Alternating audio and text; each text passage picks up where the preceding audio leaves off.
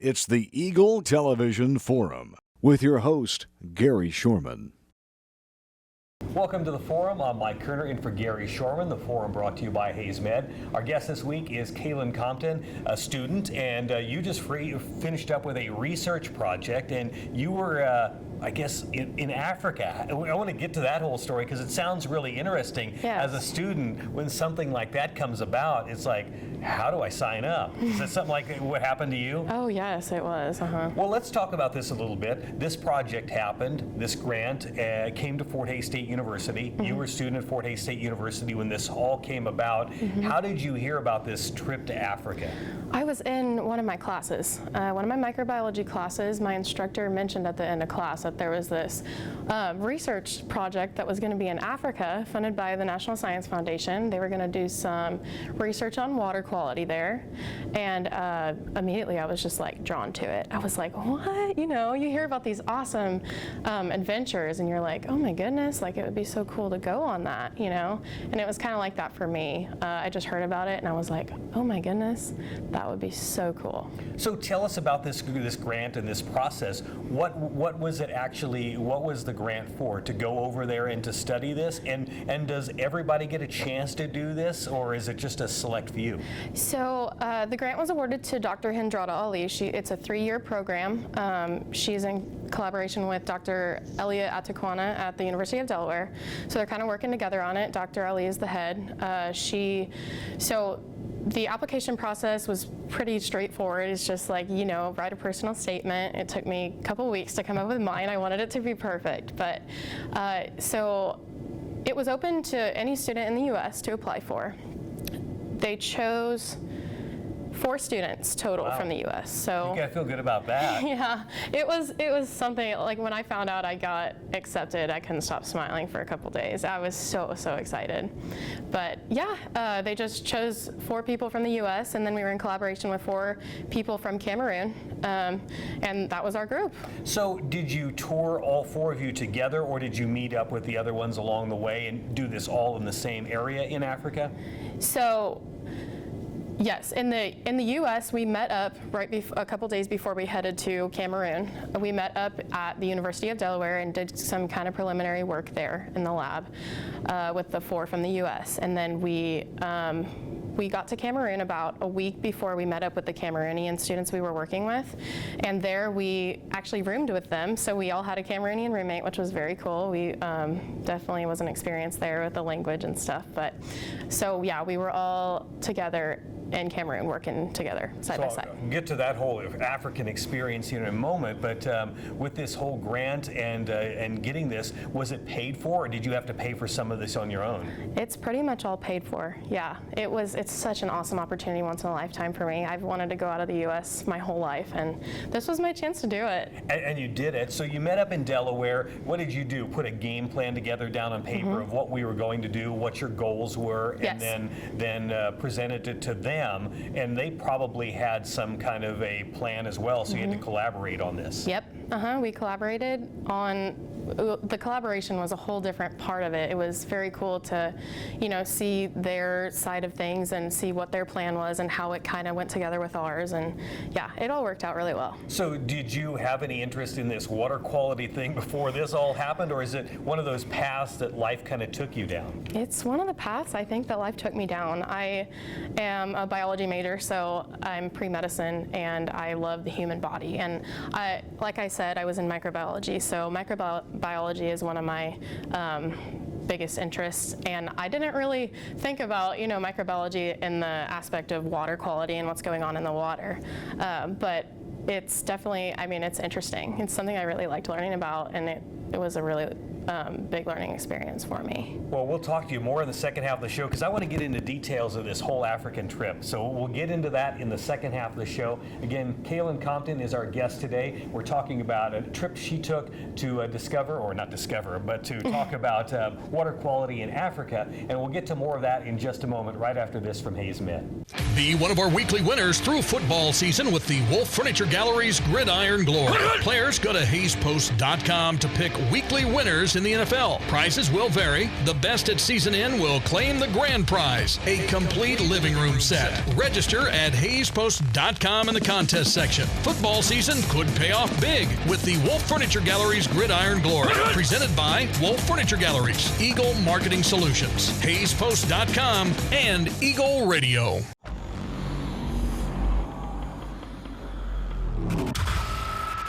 Is someone in here with us?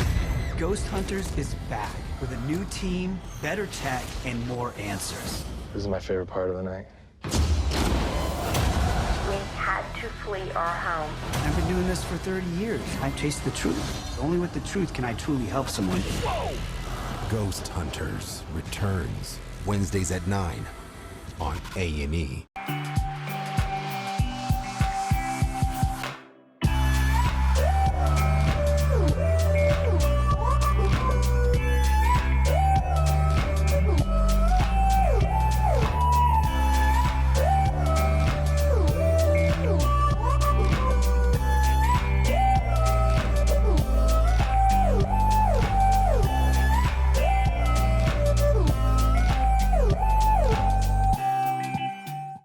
Have you considered the value that quality video content can bring to your business? Mid-America Productions can provide professional visual media to effectively engage your target audience. We're a full-service video production company serving Salina and surrounding regions for over 35 years. Whether you need videos for promotion, sales, training, fundraising, or other purposes, our experienced team can deliver for you. Find us online at mapvideo.net. That's mapvideo.net. Welcome back to the Forum. I'm Mike Kerner in for Gary Shorman this week. The Forum brought to you by Hayes Med. Our guest today, Kayln Compton. She's a student, was just finishing up with a trip to Africa, studying water quality in Africa with 4 other students in the United States. So that had to be a great honor. But let's talk about your trip. So you had this game plan down and you went over to Africa, probably a long flight, wasn't it? It was a long flight, yeah. So what was your path like? Where'd you start in the United States, and then where did you end up on the way? Shoot, we actually we had a layover? Yeah, Okay. we had a layover that we weren't expecting. We were supposed to go through Paris, which we were all so excited for, and then the flight was overbooked, so we switched directions and we went through Brussels, which was interesting. First time in Europe, it was very cool in the airport. We didn't have much time there, but so we went from Brussels to the Douala airport. So Douala, is that the city that you based in Africa? It is, yes. Okay, so what was that a large community? I mean, we're talking like a big city? No, very big. So a lot of people there, and you probably had a completely different culture. Oh my goodness. Wasn't it? People talk about culture shock, but oh my gosh, I did not understand what it was. Well, you probably were out of your element with the language and also the foods and their culture, really. Oh yes, 100%. So you learned a lot about that. What's some of the things that stood out in that country for you? Something that you kind of remember from that culture or the people that you met? People are very genuine there. They're very genuine, and people are just different from Americans. They aren't caught up in, materialistic things. They're just all about living their life and, playing soccer and hanging with their family. And where was the housing small? Was it large? Was it dilapidated? I mean, what did you see? It's hard to characterize in words, I think. It's small, for sure. It's very, very different from what we see here. You can see as many photos and stuff that you want of there, but you don't fully grasp how it is unless you go. Sure.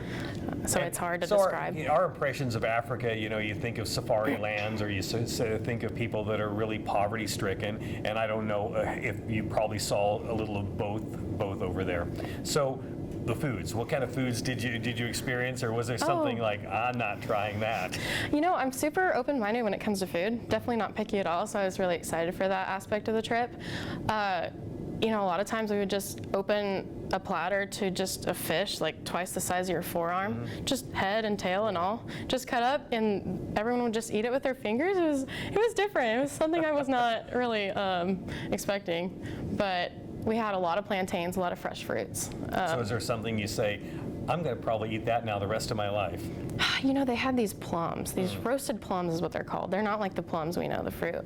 And I can't find them anywhere. But they were so good. So if I find them at some African market or something, I'm definitely going to try them again. Well, let's talk about it. So is that the town you based in when you were over there, the one you landed in?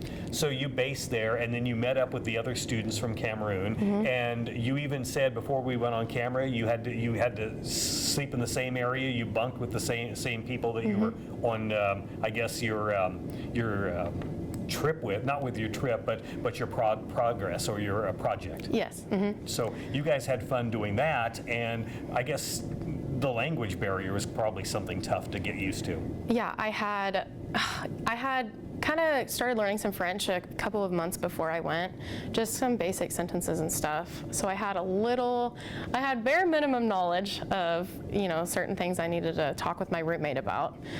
So we used a lot of Google Translator, stuff like that. But it was definitely interesting, and it was different getting back to the U.S. and hearing, like, being able to understand what people are talking about again, because it was just conversations you didn't. So how long was this project, and you had to be engulfed in that community or that language? So we were there for 5 weeks. It was something we had started working on, you know, a couple of months before we went. So, and then about a month or so after. So it was a big chunk of my year. It was definitely an awesome experience. So you went through that, and let's talk about your project a little bit. The water quality, is it different than in the United States? Quite a bit. It is. So you see probably different things in the water than you do here.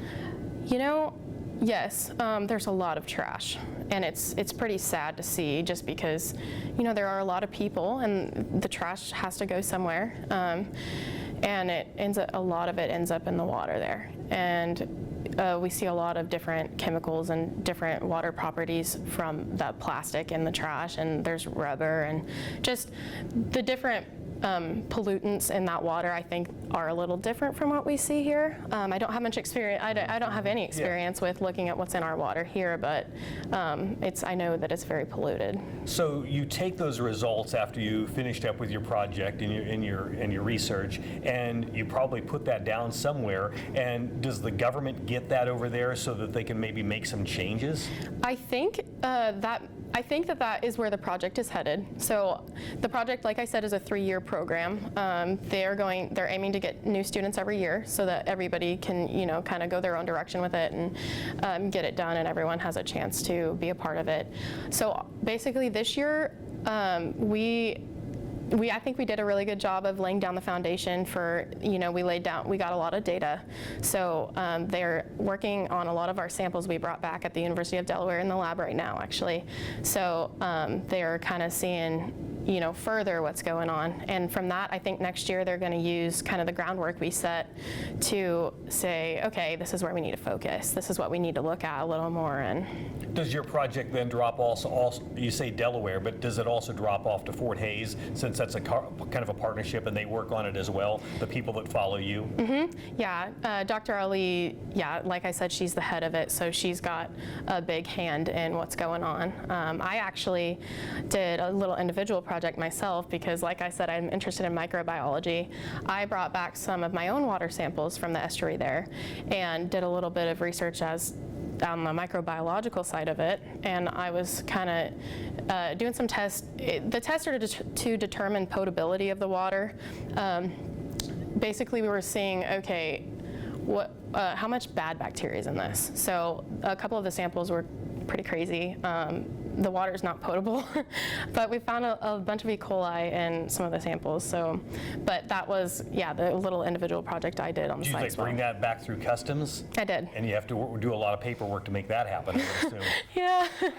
So you've got that back here, and of course, the water over there, as you said, there's a lot of problems with it. Do people drink bottled water then over there, or do they just drink the water that they can get? I think both. Okay. We definitely only drank bottled water. We did not do anything other than that.